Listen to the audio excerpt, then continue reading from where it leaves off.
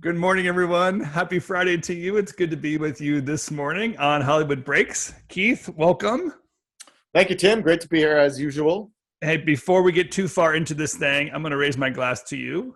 This is Oh, my glass of Vision Craft Brew. So cheers to you you. got one too. I do too. There you go. Dude, Cheers. your beer is like disappearing quickly here. I think, I'm not a slow drinker. I guess not. The brewmaster is drinking his own medicine, I see. Yes, he is. Yes, yes. Besides the tradition of you and I often going to the Liberty Bell Bar, which was, I don't even know the real name of it. That's just what I knew. That's what you called it. Yes, Yes. yes. You really, truly are not making your own brew with Vision Craft Brew, right? No, We should make sure. no. I am not. I've not picked up the brewery sciences as a second career. But you did kick off your brand this week, Vision Craft Brew, for I did. your Yes. consulting work that you've been doing. Mm-hmm. So at least give us this backstory of like, where does the name Vision Craft Brew come from besides making a good cup of coffee or good? Oh, that's a good question, Tim. I'm glad you asked. I work obviously with a lot of vision makers and people who are constantly changing the game in the movie industry. And, I'm often sort of brought in to sort of help them craft a new message or figure out another way to go. So it's sort of like the whole visionary vision makers, and then sort of bringing me in as sort of the crafter. And then also the idea that, all the expertise that I bring to the table sort of brings kind of a brew to it. Yeah, So I kind of combined them all and came up with Vision Craft Brew. So that's kind of how it all came into to being. it's a very celebratory name. I appreciate It is. that. Yes.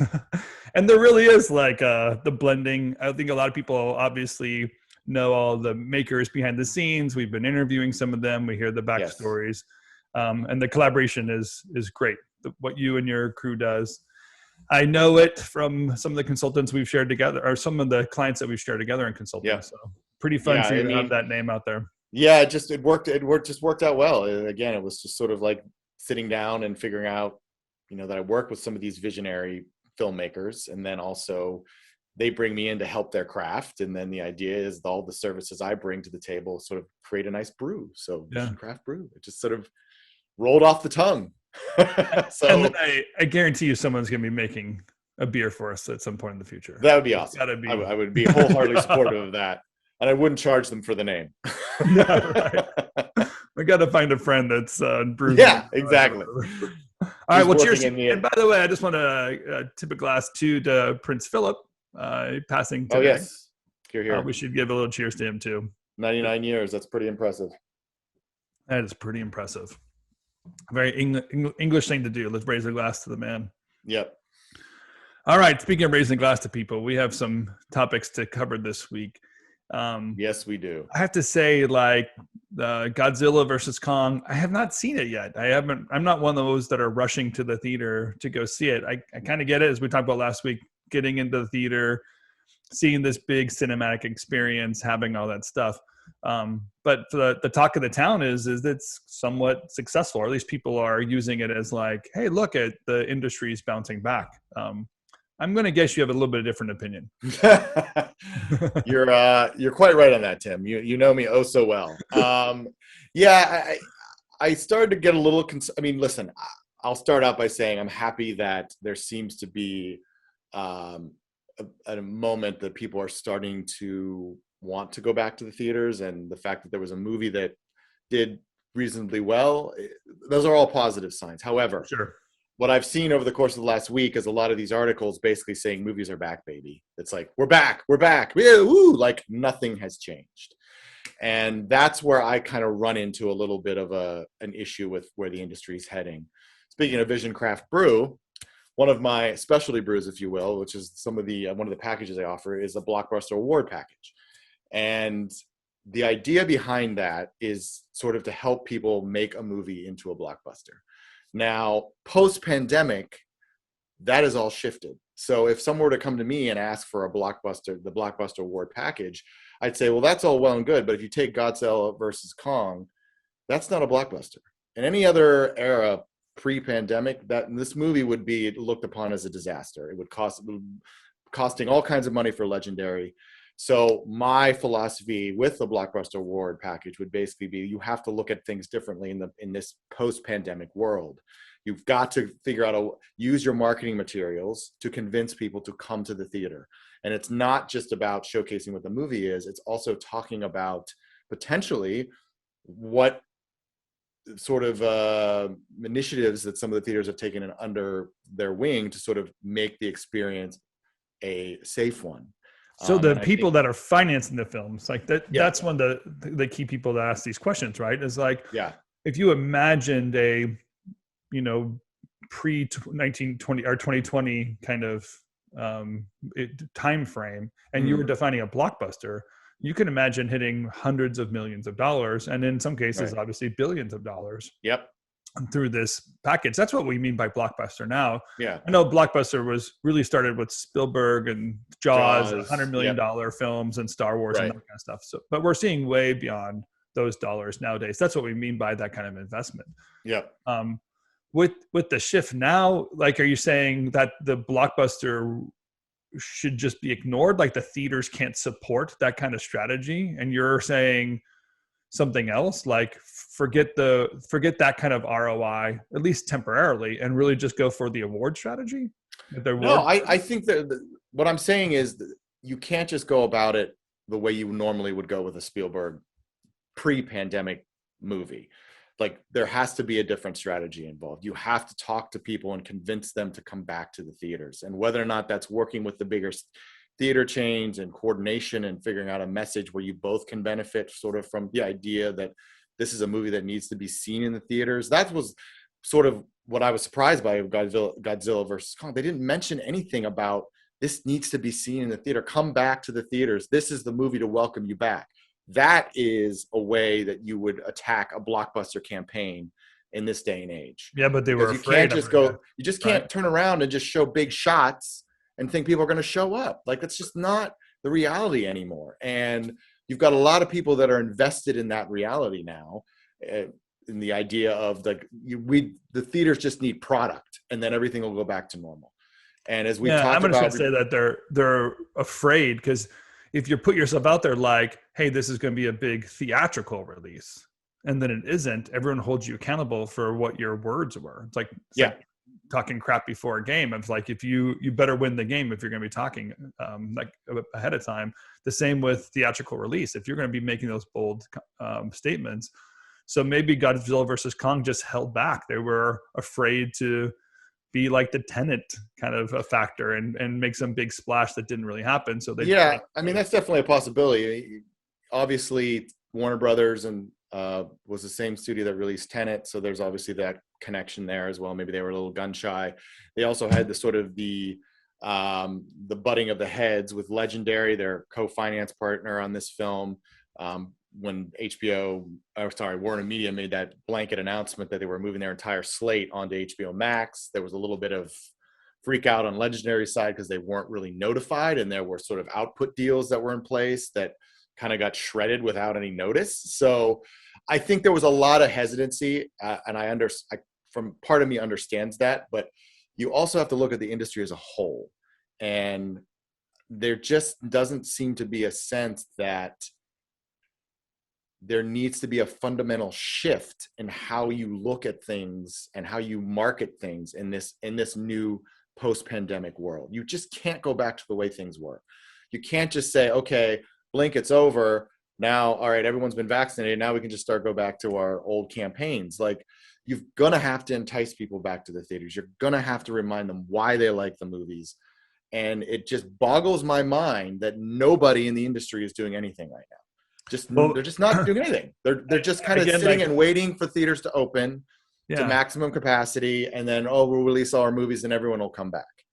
Well, and we're just, you and I have been saying it for a while, we're just waiting for somebody to be bold enough to do it. I mean, Fast and Furious, James Bond, Maverick, some of these movies that we know are going to draw an audience, right? But again, I think everyone's a little bit afraid to put their big show out there, not get the ROI they're expecting, because obviously everyone has to perform for investors eventually. But also just not have a bad name for a film that they've been I mean, can you imagine if James Bond bombed? Like that would be, that's tragic on so many levels. And so they're playing it safe.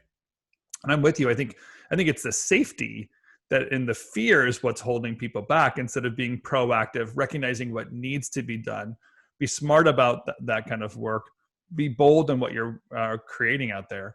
But I mean, we're ready. I think people are whatever. Yeah, I mean, I think we are ready to see something. Well,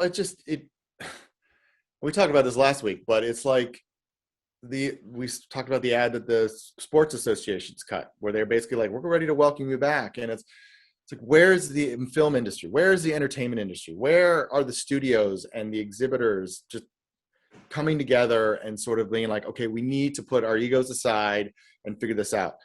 I can give you an idea right here. You cut a spot with the 4 Chris's. You get Evans, Hemsworth, Pratt, and Pine in a room, and you have them cut a spot about how great it is to be back in the movie theater. That would go viral in a second, because everybody's talking about the Chris's. Who's the worst Chris? Who's the best Chris? I don't think they've ever all been in a room at once, other than the 3 of the 4 Chris's being in the Marvel franchise. Yeah. So right there's an idea. You know what? Studio heads, why don't you take $1 million cut in your salary for 1 year and donate it into a fund to produce the spot? Yeah. It's not that complicated, but it's just nobody wants to take the lead here because they're also invested in keeping the system the way it was.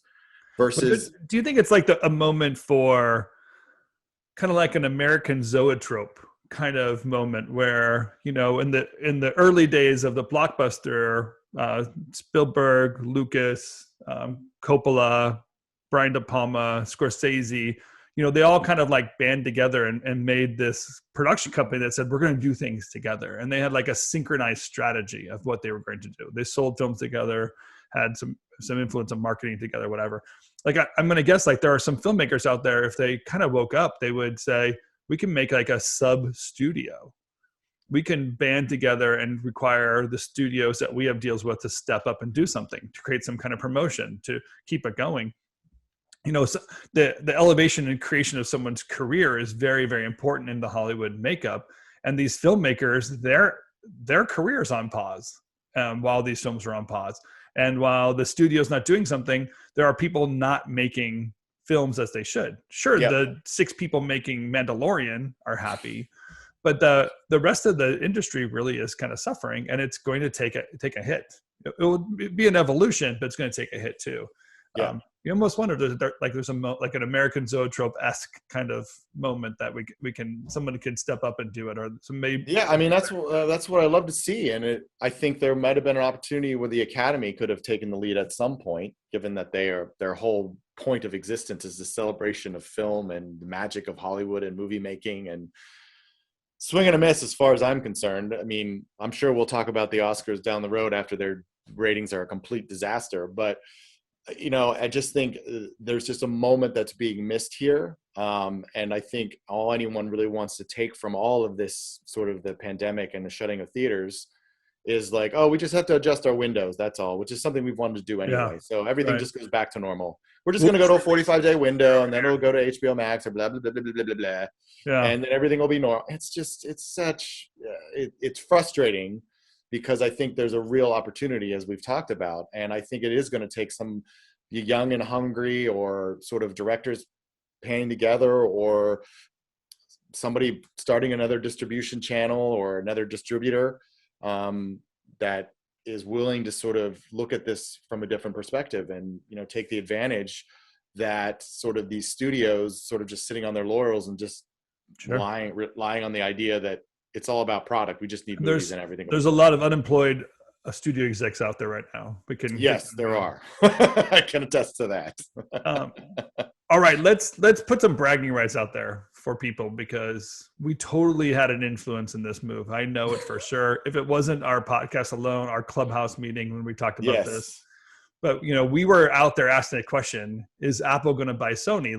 I think we put the pressure on, and Sony and Netflix finally gave in, and they stepped up and they made the deal. So Apple did not buy Sony. It turns out that Sony actually made a side deal with Netflix to be their distributor, and so therefore Netflix's new the new like platform distributor for Sony now, right? That's Yeah. the match made in heaven. They're the OTT.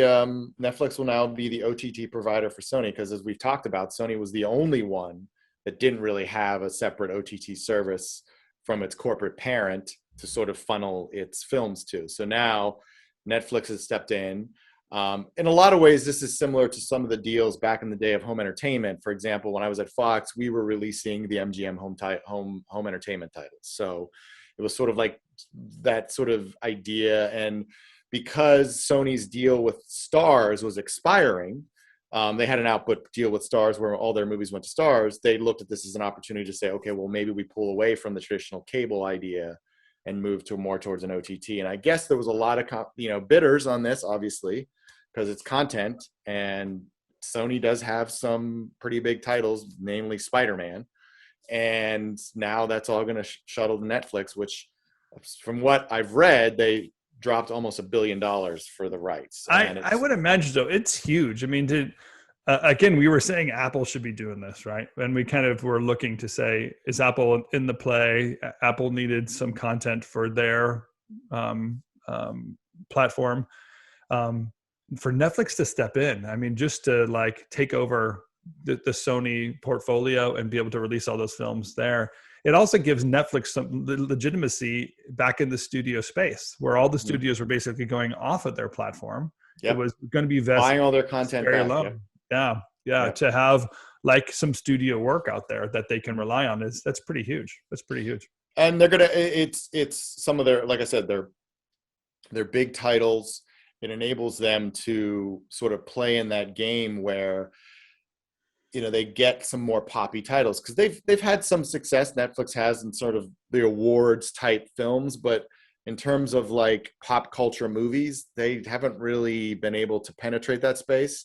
We talked to Cammie obviously a little bit last year about the Chris Hemsworth movie, which was supposedly a big movie for them, but they're so cagey about their data, we never know what that means. Yeah. But now they're going to get titles that are going to literally have a box office run behind them, and people are going to be anticipating, and it gives another aspect for Netflix to sort of promote, like, oh yeah, we're going to be getting Spider-Man. Oh, we're going to have all the Spider-Mans. And sort of that gives them some cachet in that world where they've been struggling a little bit. Yeah, it's such a good move. I got to be honest. I think you can honestly see where the poker players played their cards right and they won this place. Netflix is going to have a huge benefit from it. Sony finally gets the play that they want to on the largest platform possible. So now Sony has like one of the largest viewing audiences on the planet for their films. Imagine if they were started late in the game and started to build their own platform. There's just no way I would have ever downloaded that app. I just wouldn't. Right. I wouldn't get to it. I would have no time available to ever hit my Sony app to see what TriStar movie I'm missing. Sleepless in Seattle 7 or whatever. Yeah. I mean, I don't know how far back in the library title it goes. I mean, I know the deal starts in 2022. I don't know how far back it goes with their library, but I know it's most films, all the films that are coming out after 2022. I think they get access to all those. So, I mean, it's you're right. It makes sense. I'm sure Apple was somewhat involved, given their previous relationship with Sony, with Greyhound, Tom Hanks film that came out over Christmas, I believe, last year. But obviously Netflix stepped up to the plate with the money. And right now, I think the studios are really looking for that dough to plug the hole of not really having any money coming in, from a revenue perspective. I'm also going to say there's probably going to be some big division about to take place. Right now that they're carrying Sony, it's very clear that the other studios are not going to kind of step up and release more things on Netflix as well. It's going to be harder for Netflix to acquire other studios things. So yeah, that was really going to be the reality with all the services all the corporations starting their own OTT services, that was going to be the dumping ground for, Paramount's not Paramount Plus, Universal's got Peacock, Disney Plus and all their titles. So it is definitely going to be a competitive landscape for Netflix for sure. And I think this is going to sort of shore up that. So they will have, as I said, pop culturally titles on their service, which I think is going to be a big way for them to still compete in the OTT battles that are forthcoming. Yeah, pretty cool. Yeah. All right, let me ask you something, because I've been in the industry for a long time, and I've known the name Scott Rudin for as long as I've been in the industry. I worked for a gentleman in the 90s when I was working on the Oscars who was not a very sweet person. And Really? some of them could compare the stories of Scott Rudin and this wonderful gentleman I worked with as well. Yep. But we've known about Scott Rudin and his like temperament and bad attitude and how difficult it is for him to work with. But and clearly the number of blockbusters that he's produced overshadowed that storyline. But we've known, I mean, there was a film made about this, right? Swimming with Sharks is a film made about how difficult it is to work with them. Yeah. Is this like, cancel culture thing about Scott Rudin? Is it a surprise? I mean, is it going to have any legs? Don't we? Well, here's the thing. You're right. I've also been in the industry for quite a while, and his behavior was notorious. There's no doubt about it. I knew several people who worked for him who it was a brutal experience. One person I knew was there for like a day and then he quit. He just couldn't deal. But I think what's interesting about this, and for those of our listeners who don't know, the Hollywood Reporter ran a story on Thursday, was a cover story about Rudin and sort of his abuse, his long string of abuses with his assistants. And I think what's different we mean like verbal abuse, not verbal. Well, there was one article where they claimed that he broke a keyboard over somebody's hands and they had to go to the hospital, or a computer screen. I had chairs thrown at me. Yeah. Well, yeah, we've all had things. The notorious Hollywood guys had. Yeah. But a bulk of it is verbal abuse. Yeah, that is correct. I mean, things have been thrown, but I think this is the first time that anyone really had the guts to speak out. And, in the past, it wasn't always the case. And the only Hollywood executive, Hollywood big player that I've seen to come out and speak in support of some of the people who spoke in the article was Megan Ellison, who runs Annapurna, and had some experience with Rudin. And she spared no expense. She did not spare him, and basically said he's a terrible person. And this is a little different than what we went through with Harvey Weinstein, because Harvey was sort of on the downswing of his career. Weinstein Company wasn't doing so well. They were out trying to get more money. And he wasn't considered an Oscar play. This wasn't Shakespeare in Love, Harvey Weinstein. This was well beyond that. So the New York Times piece that Ronan Farrow wrote was not necessarily taking down a kingpin. It was in some regards, obviously, because he was legendary in the business, but he hadn't exactly been a legend for close to 5 years. Yeah. However, Rudin has been quite successful, and one of his plays, How to Kill a Mockingbird, is still running on Broadway when the theaters open. He's had several successes with regards to films. Social Network being one of the most prominent ones. He's one of the few people who are known as EGOT winners. Basically, that means they won an Emmy, a Golden Globe, an Oscar, and a Tony. So it'll be interesting to see what sort of the flip side of this is. Whether or not there is a major media outlet like a New York Times or an LA Times even, who is going to sort of take this and try to dive even deeper into it and figure out exactly how Rudin has survived as long as he has. Given that, as you said, everyone knew about this. You're right. Because there wasn't Glassdoor back in. Yeah, and Swimming with Sharks was largely based on somebody's experience working for Rudin. Yeah. So because Devil Wears Prada, by the way, is the same storyline. Like we know there are executives out there that are, we'll say, just like horrible to work for. Like they're not. Right. I mean, it's interesting. I think this boils down to a lot of sort of the culture of the industry in general. I went to a screening of Devil Wears Prada when I was an assistant. They had at New Line, they had an all-assistant screening.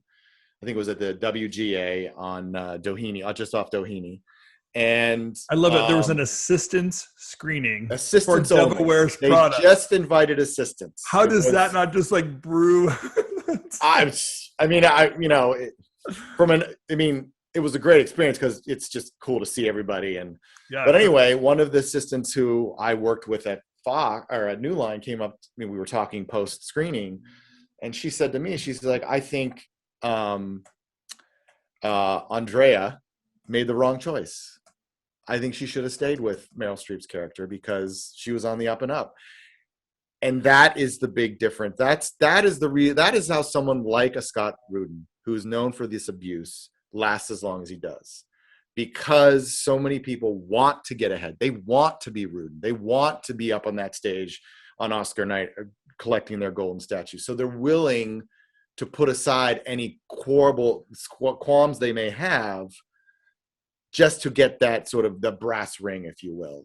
And, you know, there's a lot of people who are willing to do that because so many people in the industry, the jobs they have define who they are, not just what they do.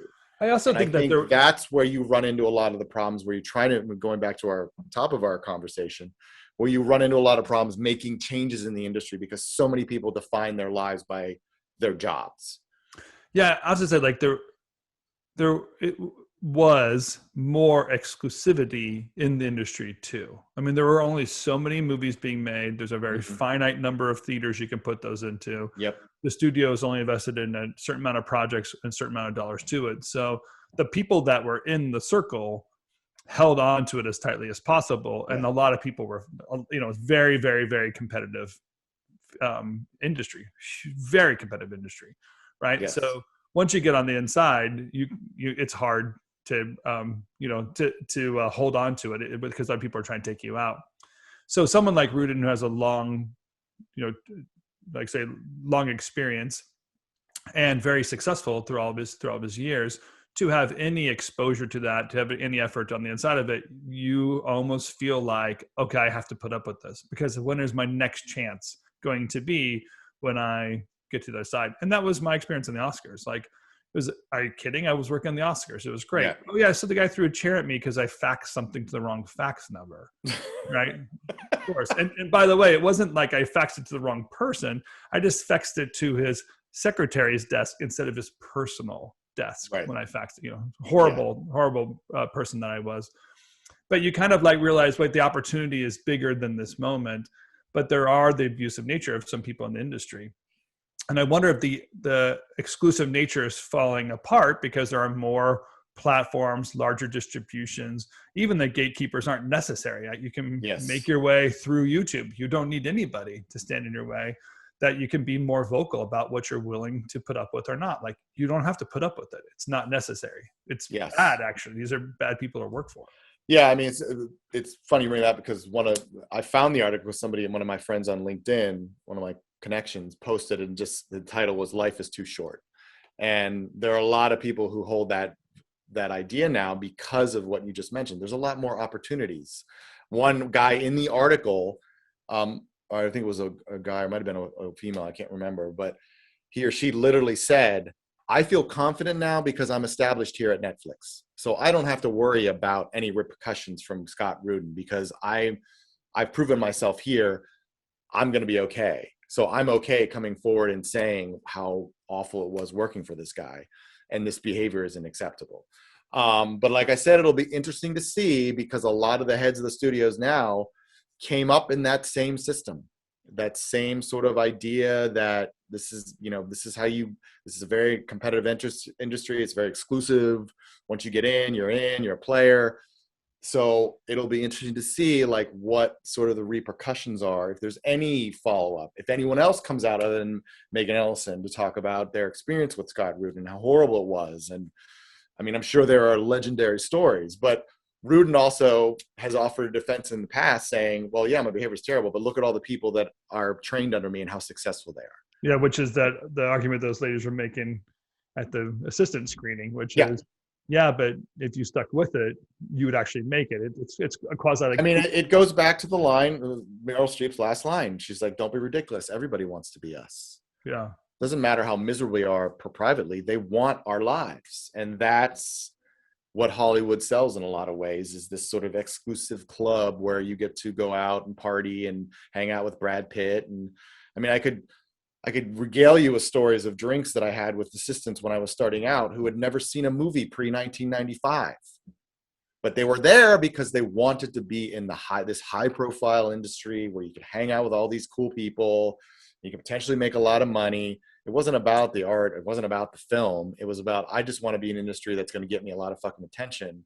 So when I go back home, everyone's going to be like, oh my God, look, it's so-and-so from LA. Yeah, he's so cool. I want to be him. It truly is like that influencer marketplace or celebrity kind of dominating a thing. So interesting, isn't it? It really is. I will say this is a change for the better.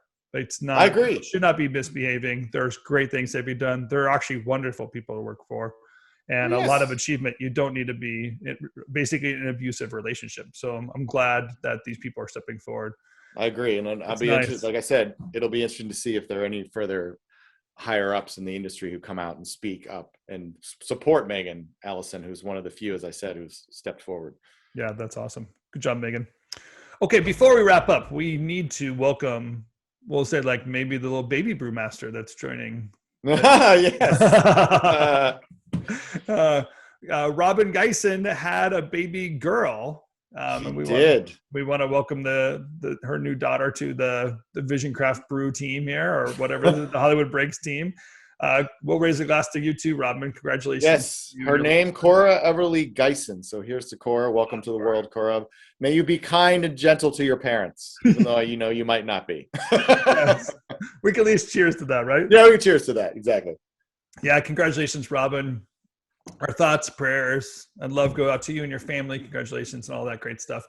I love children. I think they're so amazing what they do to our world, the joy that they bring, the adventure they bring, the innocence they bring. It's just awesome. So enjoy the life. My daughter kept me up till about 4 a.m. last night, so I'm not necessarily going to do a rah-rah right now. But overall, I would agree with your sentiment. Yes. You know what they say, Keith? They say grandchildren are the gift for not killing your own kids. Right. Yes. It's like, oh my gosh. When they start crying, you can hand them off. Yes, you don't have to, you have to handle it yourself anymore. That's what you have to look forward to. Soon.